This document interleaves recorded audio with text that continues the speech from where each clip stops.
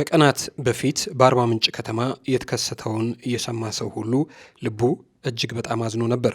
አንድ ሰው እንዴት አድርጎ ነው በዚህ ልክ አንድ ለአቅመ አዳም ያልደረሰ ሕፃን ላይ ለዛውም ተማሪው የነበረ ታዳጊ ልጅ ላይ እንዲህ አድርጎ የሚጨክነው? እንዴት ያለ እርኩስ መንፈስ፣ እንዴት ያለ ሰይጣን ልብ ውስጥ ቢገባ ነው ሰው ይህንን የሚያክል ታዳጊ ልጅ ላይ እንዲህ አድርጎ የሚጨክነው የሚል ጥያቄ በጣም የብዙዎቻችን ልብ ውስጥ ገብቶ ነበረ። እንግዲህ ከወደ አርባ ምንጭ ከሳምንት በፊት እየሰማ ነው የዛ የ10 ዓመት ሕፃን ልጅ ሁኔታ እና ደግሞ አሟሟት እጅጉን በጣም ዘግናኝና አስደንጋጭ ነበረ።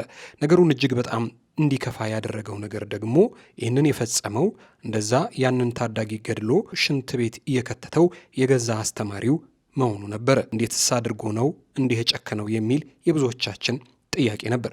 የዚህ መምህር ተብዬ ጭካኔ ደግሞ እጅጉን የከፋው ይህንን ታዳጊ ወስዶ ቤቱ ገድሎት ሽንት ቤት ከከተተው በኋላ እንደገና ደውሎ ከቤተሰቦቹ ልጁን የጋናውና ብር አምጡ ክፈሉ ብሎ 50 ሺህ ብር ተቀብሎ ሲያበቃ ደግሞ ያልበቃ ብሎት ሌላ ጭማሪ ብር እየጠየቀ እያለ ባለበት ሁኔታ ውስጥ ነው በአንድ ጎረቤት አማካኝነት ነገሩ በጥቆምታ እንዲደረስበትና ጥርጣሬው ወደዚህኛው መምህር እንዲያመራ ያደረገው።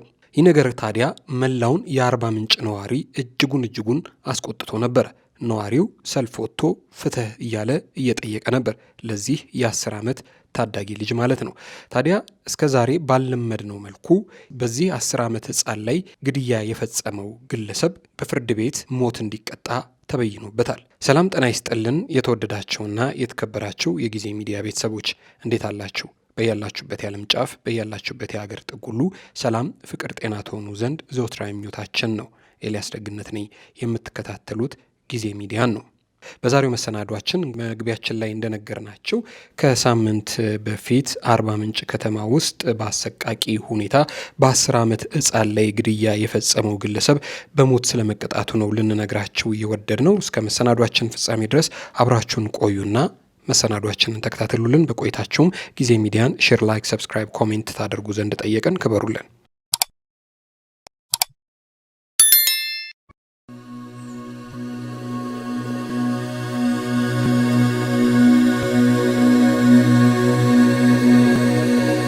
በ10 ዓመቱ ሕፃን ላይ እገታና በአሰቃቂ ሁኔታ የነፍስ ማጥፋት ወንጀል የፈጸመው ይህ እጅግ በጣም ጨካኝ የሆነው ሰው በሞት እንዲቀጣ ተወስኖበታል። የአቃቤ ሕግ የክስ ቻርጅ እንደሚያሳየው ከሆነ ተከሳሽ ወርቅነህ አሰፋ ደርሰው የፌድሪ የወንጀለኛ ሕግ ቁጥር 591/1/ሐ የወንጀለኛ መቅጫ ሕግን 590/2/ሰ ስር የተደነገጉ ድንጋጌዎችን ሁሉ በመተላለፍ የ10 ዓመቱን ታዳጊ በማገትና በአሰቃቂ ሁኔታ የግድያ ወንጀል ተከሶ ጥፋተኛ ተብሏል።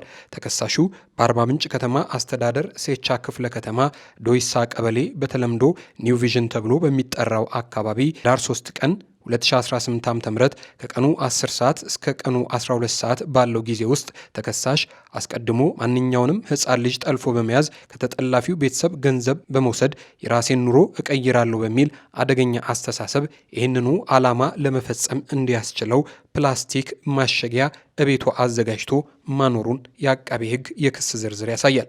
በዕለቱ ተከሳሹ የሚያስተምርበት ትምህርት ቤት ተማሪ የሆነውን የ10 ዓመት ሕፃን ልጅ ሟች ናትናኤል ማይክልን ከትምህርት ቤት ሲመለስ መንገድ ላይ አስቁሞ እያዋራው ቆይቶ ተከራይቶ ወደሚኖርበት ግቢ ሟች እንዲመጣ ካደረገው በኋላ ሟችን በቀኝ ግንባሩ ላይ በቦክስ በመምታት በአፍና በአፍንጫው በአፉ ደም እስኪፈሰው ድረስ በመምታት መሬት ላይ ከጣለው በኋላ ሟችን ተሸክሞ ወደ መኖሪያ ቤት ክፍል ውስጥ በማስገባት የሟችን አፍ እና አፍንጫ ከማጅራቱ ጋር አጥብቆ በፕላስተር ማሸጊያ ካጣበቀ በኋላ የቤቱን በር በሟች ላይ ቆልፎ መውጣቱንም በክስ ዝርዝሩ ተካቷል።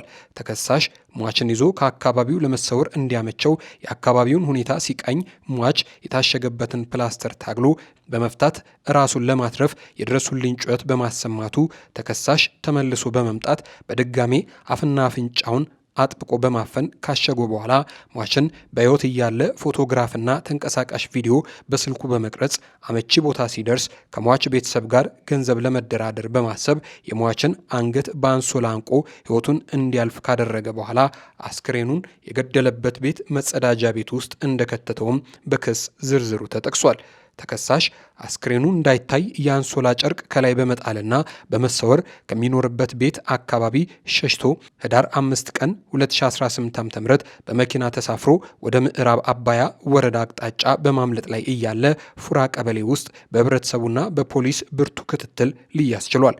በመሆኑም ተከሳሽ ሌላ ወንጀል ለመፈጸምና የፈጸመውን ወንጀል ለመደበቅ ጭካኔ በተሞላበት መንገድ ተማሪውንና ራሱን መከላከል የማይችልን ህፃን አስቦ በመግደልና ለአካለ መጠን ያልደረሰ ህፃንን ልጅ በመጥለፍ ወንጀል ፈጽሟል የሚል ክስ ቀርቦበታል። በዚህ መሰረት የጋሞ ዞን ከፍተኛ ፍርድ ቤት የአቃቤ ህግ ክስ የሰውና የሰነድ የኤግዚቢት ማስረጃዎችን በመስማትና በማደራጀት አቃቤ ህግ በሁለቱም ክሶች ከምክንያታዊ ጥርጣሬ በላይ በተከሳሽ ላይ በማስረዳቱ ተከሳሽ እንዲከላከል ሲል ብይን ሰጥቷል።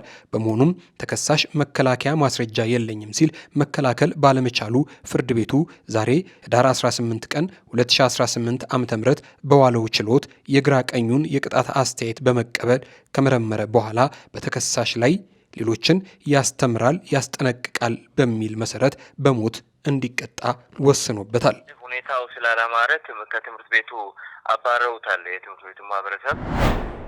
ከዛ በኋላ እዚህ አሁን ልጁን ገደለ በተባለ ግቢ ተከራይቶ ከገባ ሳምንት አልሞላው።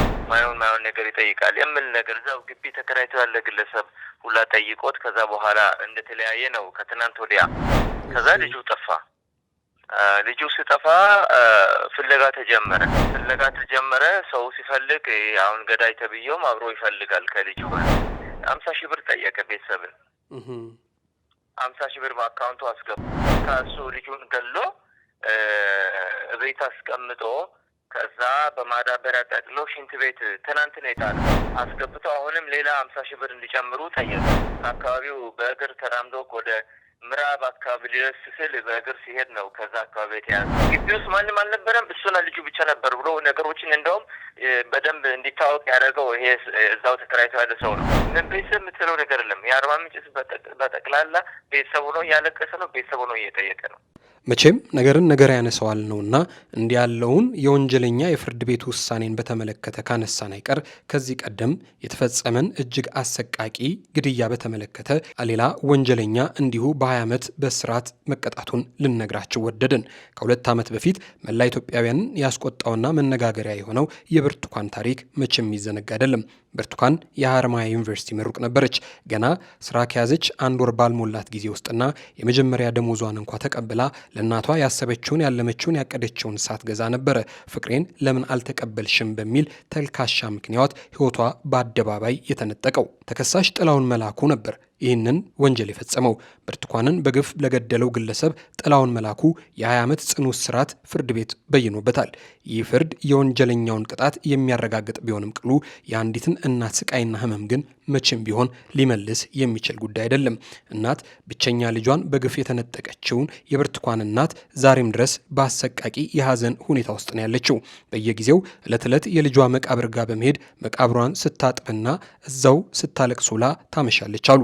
መቃብር ስፍራ ሲዘጋ ደግሞ ሲያስወጧት ሌላ ሰው መጥቶ ለቀብር ይመጣል፣ አብሬ ገብቼ የልጄን ሐውልት አጸዳለሁ ብላ በመጠበቅ በሩ ላይ ብዙ ታሳልፋለች አሉ። ይህ የሚያሳየው እናትየው በደረሰባት ከባድ የስነ ልቦና ጉዳት ምክንያት ከእውነት ጋር መታገል አለመቻሏን ነው። በእርግጥ ሞት ለማንም የማይቀር እጣ ፈንታ ቢሆንም ደረሰችልኝ፣ ተቀጠረች፣ ደግሞ ደሞዝ ልትበላና ልታጌጥልኝ ነው ብላ ያለቻትን ልጅ እንደው ድንገት አንድ ወሮበላ ከመሬት ተነስቶ ፍቅሬን አልተቀበልሽም ብሎ በአደባባይ በጠራራ ፀሐይ ሰው ሁሉ እያየ ህይወቷን የነጠቀባት እናት እንደምንም አድርጋ ከእውነት ጋር መታገልና መጋፈጥ አትችልም። የብርቱካንን ታሪክ በማስታወስ በወጣት ሴቶች ላይ የሚደርሰውን ጥቃት በተመለከተ ሁሉ ሰው ቢጮህም ዛሬም ድረስ ግን ሊቆም አልቻለም። ይህ እጅጉን አሳዛኙ የሀገራችን አሁናዊ ሁኔታ ነው።